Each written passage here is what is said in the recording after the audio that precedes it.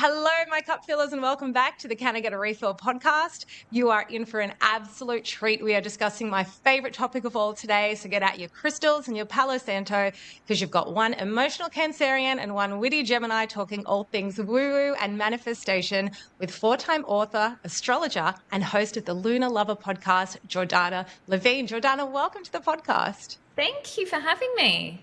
I am so very excited. I could barely sleep last night because I've been so excited for this podcast. I am such a huge, huge fan of your books. And most of my guests on my podcast has sent to me. I'm very blessed with great PR agents, but I hunted you. It's a cute little story that you're aware of. I was book shopping with my son, and I was, as you do, I write affirmations to send friends, as you do. And I have a friend who's trying to attract love into her life. And I was book shopping, and your book, Higher Love, just popped off the shelf for me. I was like, this looks so beautiful. And I do judge books by their cover, and your book covers are stunning. Thank you. And then, so I took it home and looked up the author, and I was like, oh, I know her. I've heard podcasts with you, and I knew that I'd wanted to read your book. So I went and ordered, for those watching on YouTube, Make It Happen and Make You Happen. And I've since, when I wrote these questions, I'd only read the first book, but I've since read both. And I just loved them so, so much. So I am very honored for you to fit me into your very busy schedule today. Thank you. I really appreciate that. You know, Higher Love is actually my favorite of all three of those books. Really? Yeah. And I didn't read it, Jordanna, because, and I would, 10 years ago, it would have been the first thing I read, but because I'm married, have a baby, it's like, it's not high on the priority at the moment. I'm more about manifesting money and career. So I jumped to these two, but I can understand why that would be your favorite. Why is it your personal favorite? I don't know. I think because there was a time in my life where I really needed that book, and I stand by everything that I wrote in it. It was a really difficult time when I was writing it. I wrote it the majority of the time was COVID. So it was quite an insular time I was having, but I just love it. And the funny thing about it is, of all four of my books, it's probably the worst seller, if I can say that.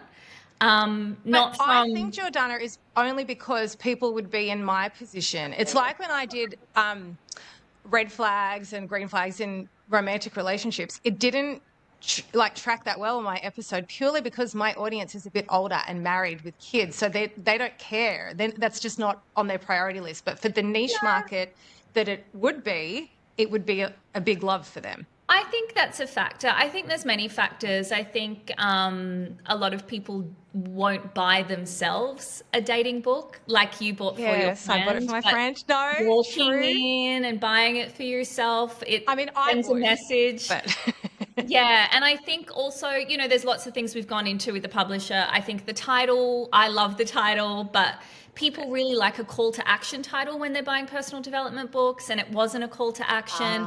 So there are so many things that go into it, but I just want to say it's my favorite of all four books.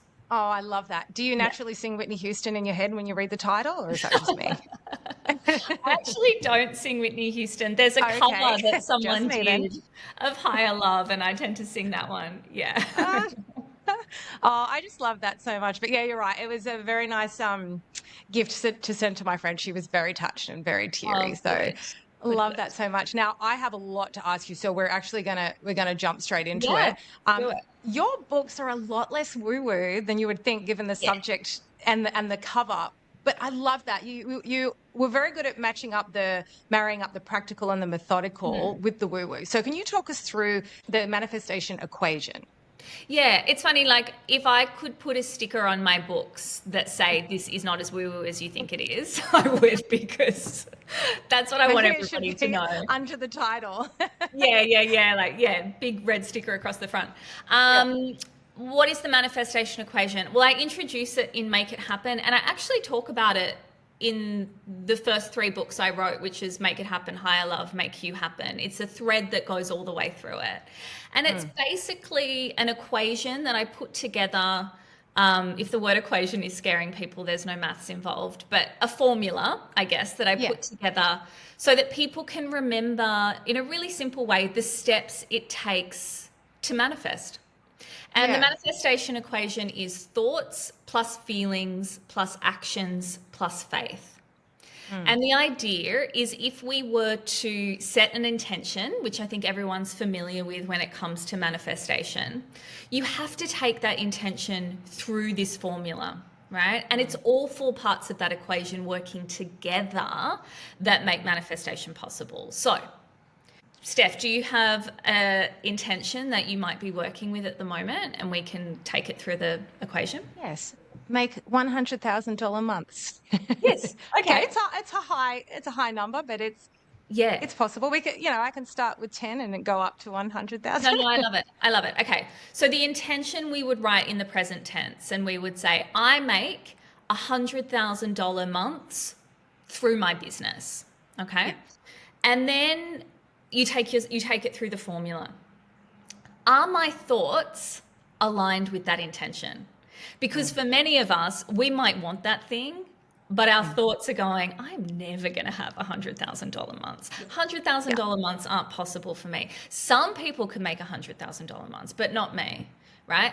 And it's not about not having those thoughts, because we're all human, and I think there's a lot of rhetoric around manifestation, think positive all the time.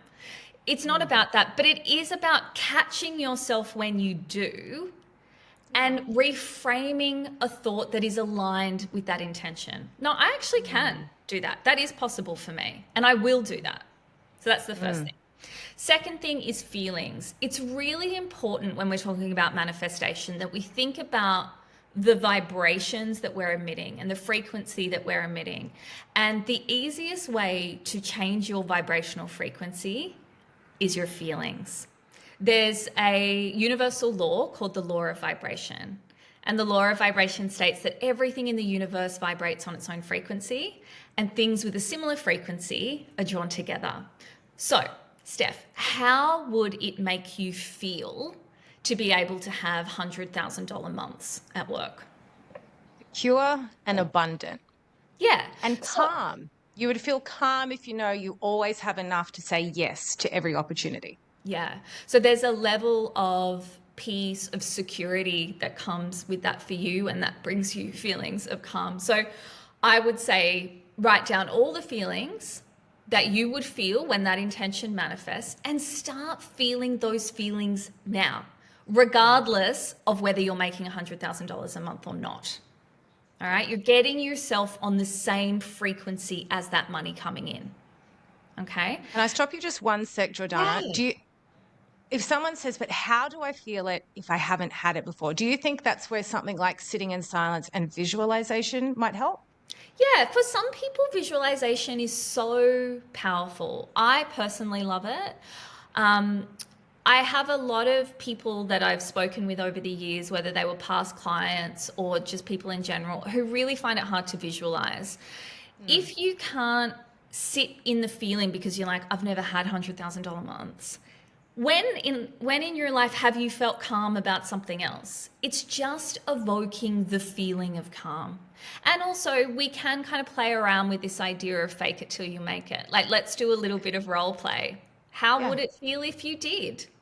Yeah. But that's why, back to your first point of the equation, I think it's good to set sort of more realistic or achievable. So I read years ago that Jim Carrey wrote himself that $10 million check. And I was, in my 20s working an office job, and I wrote myself a $10 million Westpac check, and it was sitting on my thing. But it felt ridiculous and out of reach. So I lowered it to $100,000 because that felt very achievable. I ended up winning 10 grand on the Today Show, so it was a little lower. But I'm working my way up to the $100,000 check.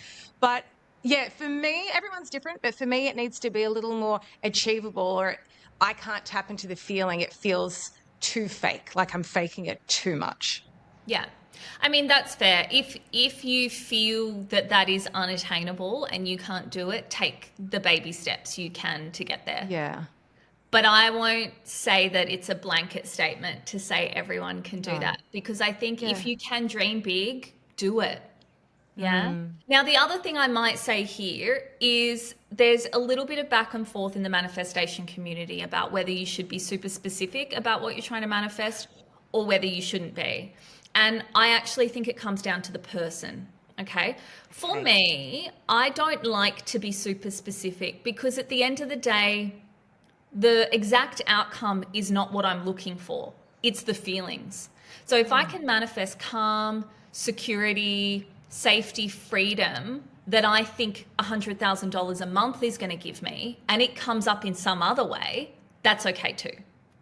Okay, I have a question on this later in the chat that I can now delete, because that's what I find confusing. Yeah. Because half the community is saying be very specific and have dates and all that. For me, that's never quite worked. I feel like if I've gotten to that date and it didn't happen, I feel very despondent or disappointed. So for me, I'm like you. I'm about tapping into the feeling, or, you know, what my life would look like if I got that. And I sort of believe more of a co-creating with the universe. So the whole this or something better. So if it's not that exact outcome, that's because it's not meant to be. So whatever you think, but as long as I'm feeling secure or feeling that feeling. So I'm glad you said that. And I think the other bit of that is like, you don't have any idea what is possible for you and what can come into your life. And yes, you might be blocking the good by being so rigid about the exact specific manifestation you want. Absolutely. And I think you really need to be open about the possibilities and the potential without locking yourself into this specific intention that you have. I see it with dating a lot when people are trying to manifest partners and they get super specific about who the person has to be. Yes. And at the end of the day, that just actually gets you into more trouble, I think. I had a friend with very specific physical attributes, no tattoos, this and that. And I was like, oh, that's a bit... You know, because my husband has a tattoo and he's a lovely man. So I'm like, you kind of cut out a whole, but she ended up going out with some horrible person who cheated on her. So I'm like, just have, you know, I want someone with similar values or, you know. Exactly. I've really taken you off topic. So I'll let you get back to, I think we're up to the third equation. Point of the manifestation equation. Okay. So that was feelings. The next part of the equation is action. And this one's really important too, because I think a lot of manifestation theory leaves this out. And it's really about, okay, you've set your intention, you're feeling the feelings, you're aligning your thoughts. What are you going to do about it? You have to co-create with the universe. You said it before. And so what action steps can you take today? And they can be teeny tiny. And I do say today because we can say, well, in the future, I'll up my marketing, trying to bring more money in, or in the future I'll try this. But what are you going to do today to have $100,000 months? Okay, and writing those action steps out and really trying to stick to them. Do your bit so the universe can do its bit. And then the last bit is the faith piece, and I think the faith piece is probably the hardest. It's the hardest to teach people. It's the bit I struggled with the most, and it's basically surrendering, letting go, and trusting. And it's back to this idea of what you said before, this or something better. It's not attaching to the outcome and really trusting that if this is meant for you, if this is something that you're going to bring in, no amount of gripping or forcing or pushing is going to bring it in faster. And when we're not in faith, we're in fear. And when we're in fear, we don't believe things are possible for us. Right? So we're like, I've got to try harder. I've got to do more. Right? So it's really teaching yourself about the art of surrender, which is very hard for the majority of the population. Well, it's hard to, I actually said hard to teach. So it's hard. I've always found it hard to explain. So, well, firstly, I'll just go back to your action. I love the action, and a lot of manifestation teachings do leave that out. And I think it sort of makes you feel in control. I like to feel in control. It's sort of, you take the power back, but it is a co-creating with the universe. But that does make, you know, like the old adage of God helps those who help themselves. I think you can't just sit around saying affirmations in present day sense. You've got to do the work as well. So I do love that step a lot. Faith is tricky, but I find that it depends on the person and it depends on the area. For me, with love, I mean, I had abusive relationships. I had horrible relationships, but I never worried. I was just like, I just know he's coming. I knew it in a way like I'd almost been there before, and I traveled back into my past self, and it was like, he's coming. It's fine. Like it's all going to work out. But with money, it is a bit of fake it till you make it thing with me, because I find it so hard to believe that I'm at a certain point when I haven't been there before. But with love, I'd never been there before, but I just knew it. I just knew it was meant for me, and I knew I was worthy of it.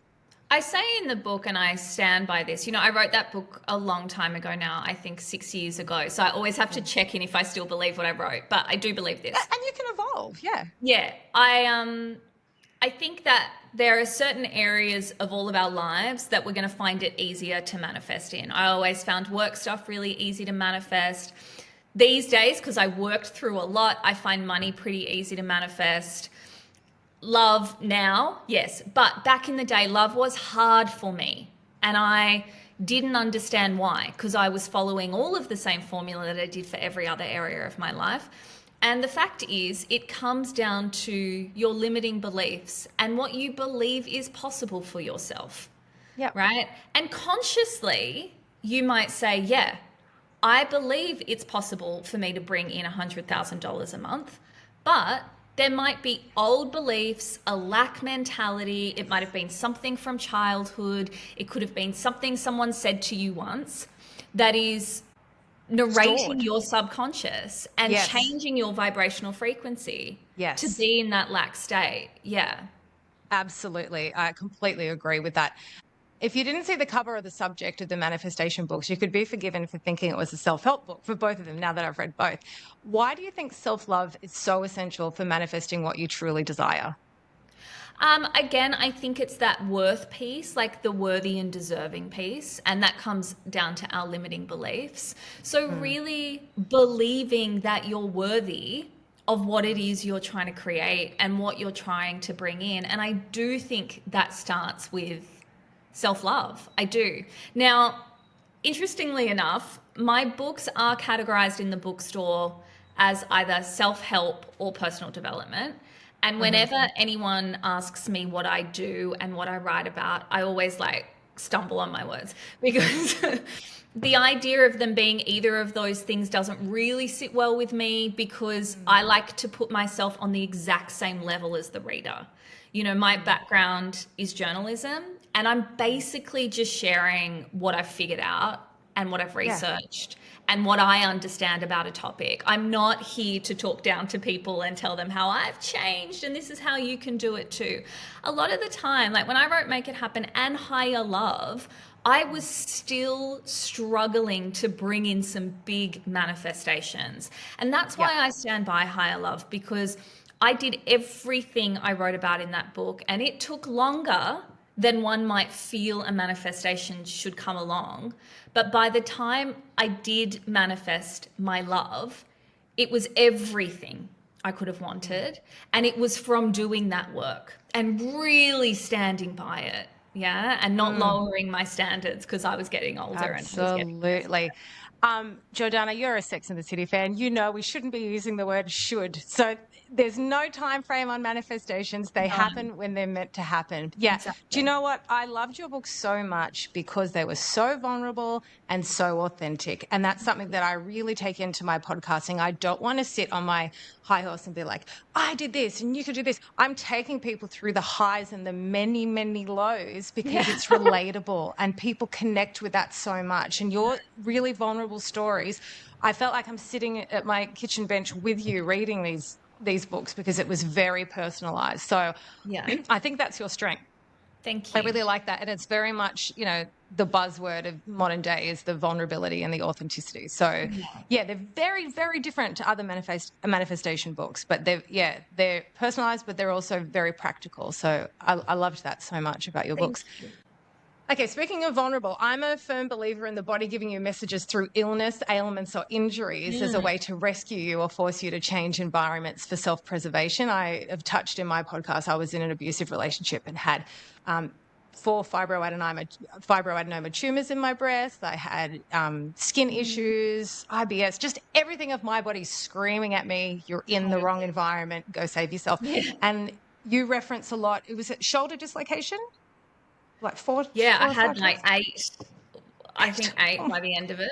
Oh, it was so bad. Oh my goodness. And I broke my foot. I had like a lot going on. Yeah.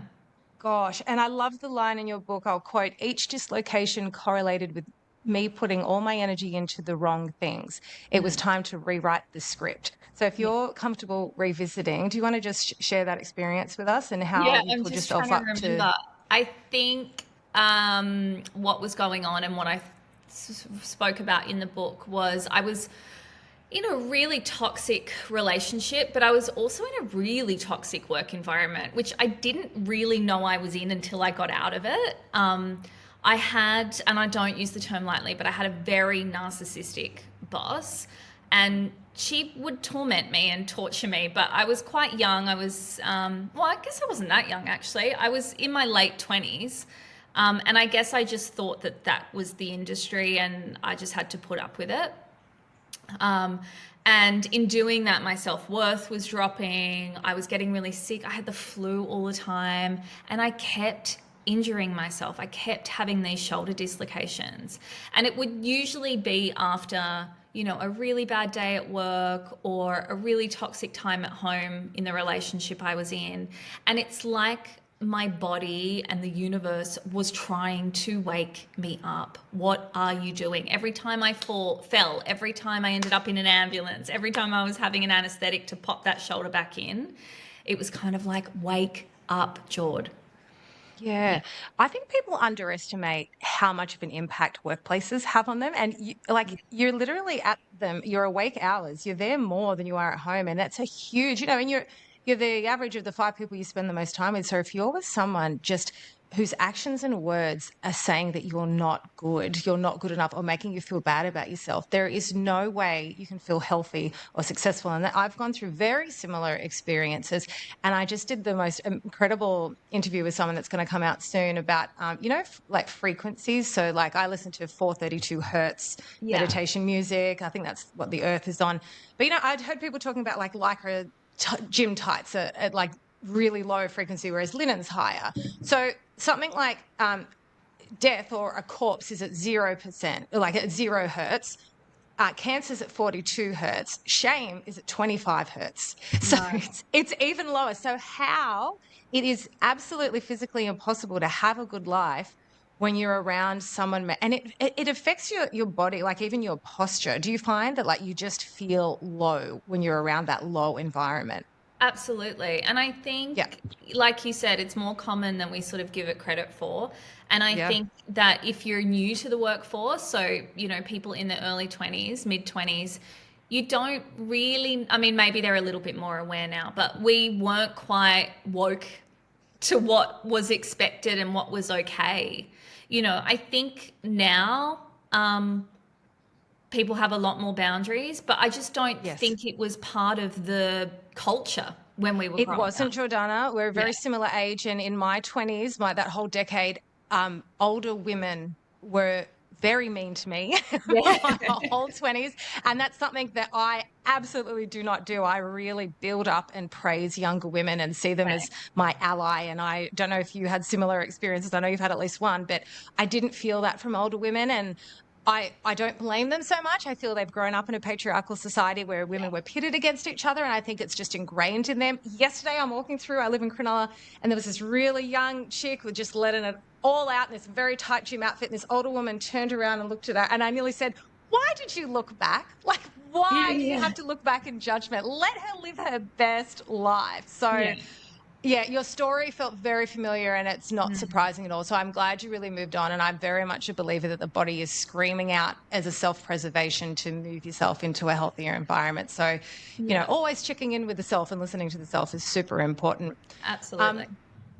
I'm a big believer that we don't manifest what we want, we manifest what we are. What are your top tips for raising our vibrations to get on an energetic match for what we desire? I think there are so many things that we can do. Was this pulled from one of my books? I can't remember the list that I wrote, but I think those feelings are the first thing. And thinking about the environments that you're in. If you are in a toxic work environment, a toxic relationship, toxic family dynamics, an unhappy home, maybe you're house sharing and you can't stand your flatmate, or people around you are unhealthy, right? Or you're unhealthy. All of this is impacting your vibrational energy, your vibrational frequency. So you cannot expect to get on the frequency of the things that you want to bring in when you're vibrating in that energy. All right. So it's really thinking about all of the different ways I can raise it. Am I getting out in nature? Am I getting enough sleep? Am I eating good foods? And it's not about restriction, and this isn't a health thing, but it is about what is adding to my frequency that I am putting out there day to day. And do I have room for all this goodness to come in when I'm entertaining all this toxicity? Making space for the good. That makes so much sense.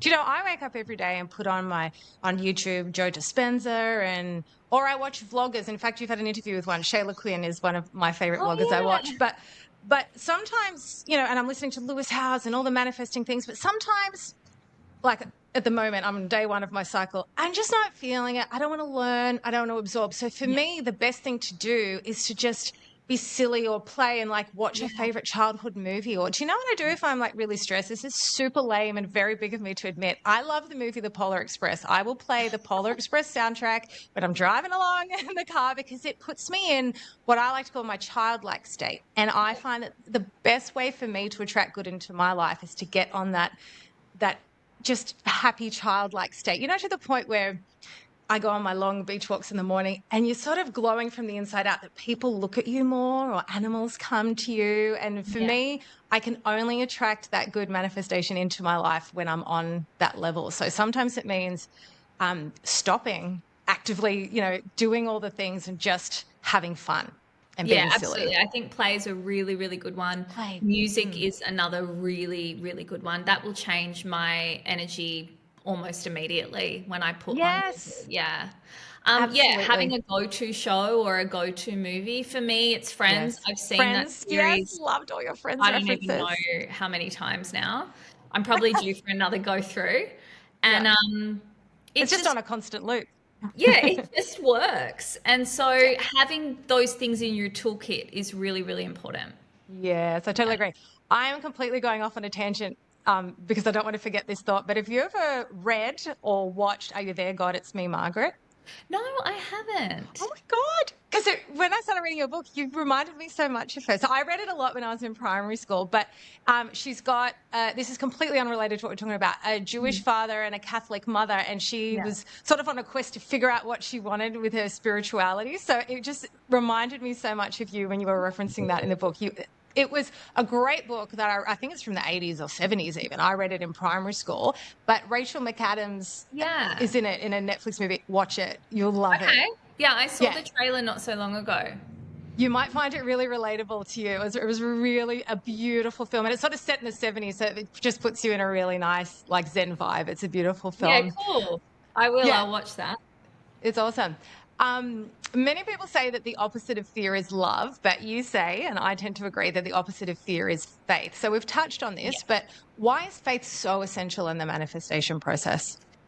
I think it's this idea of non-attachment. And, you know, the Buddhists talk about it all the time. It's actually spoken about in a lot of spiritual texts. But when we are gripping, when we are forcing, when we don't trust, there is a part of our belief system that's saying, I'm not deserving of this, I'm not worthy of it. And for me, I mean, I am type A. I am a reformed control freak. I like to be in control of what's going on in my life. And I would say probably in the last 3 or 4 years, I really, really started to go, okay, what would happen if I just let go? What would happen if I just sat back? Yeah. And it's not about being passive and not taking action or going after what you want, but it's knowing if you've done your bit, you've got to balance it out with surrender and faith. Yes. Yeah. I agree with that. And I think a lot of people think that sort of giving in means giving up. And it's not. It's more that it's your ego taking over, and I am a recovering people pleaser and control freak. And it's a daily, it's daily work. But yeah, it's anytime I've clung to something too much, it just hasn't happened for me. It's when I've let go and not cared. It's like 2015, just before I met my husband, I was on dating things and trying to meet people, and it was just a cesspool out there, and it wasn't working. It felt forced, and I just gave up, and had a singing career at the time and started working on myself, and then he popped up. So it was very much I'll give up because I trust that the universe has got my back, or God's got my back, and it'll come when it's meant to come. So yeah, it's definitely the most important, but it's so hard, as you say, and it's hard to explain it. It's hard to explain it. It's hard to teach it. If people aren't ready for it, it's hard to convince them. And there's nothing more frustrating than when you're trying to manifest love or money and someone says, well, the minute you don't need it anymore or the minute you let go, it will come in. But I guarantee that is how it works. It's one of those things, though, I think you have to genuinely let it go. You can't fake it till you make it with that. Yes, That's because it's not the words or the intentions, it's the feeling. Absolutely. Yeah. Were you an Alanis Morissette fan when you were growing up? You remember the Thank You India song that she's like, the moment I let go of it was the moment I got more than I could handle. And I always sing that to myself when I've got to just let go. And because I'm constantly referencing kids movies and Christmas movies here, the Santa Claus with Tim Allen from like 94, when he's reading to his kid and the kid's asking all these questions about Santa and he goes, sometimes just believing in something means you just believe in it. And I just love that line. Like, it's so simple, but there's no way else to explain it. Sometimes you just got to believe in it. Believe. Yeah. I actually have the word believe tattooed on me. It's one of my very favorite words. I believe in a lot of magic, and I think that's why I've always gotten a lot of good in my life. Now, completely unrelated to manifestation, my friend, the pop culture references, Sex and the City. Now, this book was written in 2019, and I used to be Team Aiden, but since watching And Just Like That, I've completely off the bandwagon for Team Aiden. Tell me, are you still Team Aiden? I didn't watch Just Like That. I watched the first season, and then I don't know.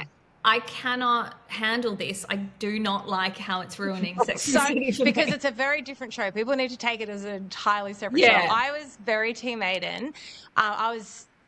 I get why she married Big, but the way it ended, I am just Team Carrie. And I think it was the perfect resolution for me.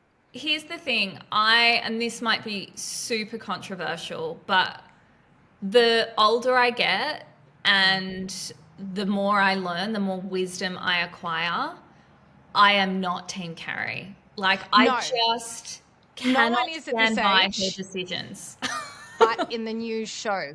Oh, okay. That's when I was. So as I've always loved Carrie and I loved Miranda, but then she got very annoying in the new show. I thought Miranda was very smart and always a very loyal friend and honest. But as I've gotten older, I realized Samantha was the wisest of them all. Yeah. I wasn't. At 17, I didn't feel that way. But if you do watch the show, let me know what you think, because I feel that it changed. And Carrie, I loved her evolution. I thought she became much more grounded, much less narcissistic, and she became a better friend to others and was able to get out of her bubble and see other people's lives. But it was very much a self-love show in the last season, but at least the last few episodes. So you have to push through. Yeah, I mean, I did see a lot of stuff about the show, having not watched it, but it did really frustrate me that they even brought Aiden back in. Because I was like, this woman is incredible. Why does she have to keep recycling men? It's insulting. That's so odd. Yeah, well, it's like Bennifer. Like, there are other people out there to date except your exes. Like, widen your dating pool. I know, those two. I think they're about to get back together. It's quite terrifying. Non-stop entertainment for us millennials. Look, I could go on and on forever chatting with you. There's so much to talk about. Oh, and I just wanted to touch on, I love your podcast, Lunar Lover. I just love astrology so much. Yeah. And you're of my vintage. Do you remember that morning show? I think it was Good Morning Australia with Bruno-Newton when we were growing up as kids. And do you remember that every Monday, I think her name was Karen Morgold, would do the astrology? My mum would be working and ring me around 11 a.m. to go, what are the stars for Cancer this week? And I'd have to, there were no phones to take a screenshot. I had to read out to her what our horoscopes were for that week. Your podcast has become that for me because it's so like in real time. So I love it so, so much. I think you're really fantastic. Thank you. I appreciate it. No, I remember Karen Morgold really, really well. Yeah, you do? Yes. And remember Athena Starwoman? She was like the main one. I think she wrote my mum a personalised book on her chart. But who's the one I read now? Oh, her name escapes me. It's Astrologer. I get her, I read the weekly, but I download her yearly one and it's in my bathroom. And every time I'm in there, I remind myself of what I'm going through this year, and it's always so spot on. My husband's a Cancerian and nothing in the horoscopes relate to him, but I had a friend who said, every horoscope relates to you unbelievably. I think because I'm such a believer in them, it's always bang on with what I'm going through. Well, I mean, I have to say, as an astrologer, horoscopes themselves are really just creative writing exercises because we are so much more than our sun sign. So, Yeah. a proper natal chart reading and a proper transit reading, which is telling you what's happening over Yes. the next 12 months, is Yes. going to be so much more accurate than I what is agree. every Cancer in the world feeling right now. Yeah, Yeah. absolutely. Yeah. I'll end the questions there, but I just want to ask you this podcast is all about filling up your own cup. And you've Yeah. just moved house. My God, that's such a big job in itself. So Oh my what's God, I something know. you'll be doing in the next week for yourself to fill up your cup? That's a very good question. I have been lately, my partner and I, which is so out of character for us, but we've become hooked on the Great British Bake Off. Like we have been binging it. There's 15 Oh, I love seasons. that. I think we've got 7 more to go. So we're halfway through. And we have been inspired to bake. So we are just baking every weekend. Is every Sunday we have a morning tea and we invite friends over. Oh, I And love I shouldn't that. say we bake. He bakes. I'm not baking anything. He bakes. But it is a really nice way to fill up the cup because you get some social interaction, you get some Oh, yummy food, and that's how we've been filling up the cup lately. when I picture my ideal day, it's actually, have you ever watched It's Complicated with Meryl Streep? Yes, that's one of my favorite movies. Okay, that's my goal for my life, to have my veggie garden and to have bake pies and have all my girlfriends over and just talk shit about men. That is like the quintessential cup filler. So I just love that. I'm not a great cook. My husband's a great cook, but I love baking since I was a little girl. And I sort of try to do healthier like versions of the things I grew up with and do like maybe gluten-free, refined sugar-free so that I don't get tummy issues. But it is absolutely, it's my cure for anxiety because it's getting your hands busy and bringing me into the present moment. And especially since my son, because I'll bake things in batches and then just give them to him for breakfast. So Yeah, I nice. love that you're doing that. Have a Yeah, wonderful weekend baking thank you. and enjoy settling into your new home. It's beautiful and you live in a very beautiful part of the world. Oh, I'm thank you. Yeah, I'm very grateful. I'm so grateful and honored to have you on the show. I just loved it so much, but I feel like I didn't get to everything I wanted to say. So one day when your life settles down more, I'd love to do another one in the future if Oh, we're on the thanks, right honey. path. But yeah, thank you so much. And everyone, please do something in the next week to fill up your cup.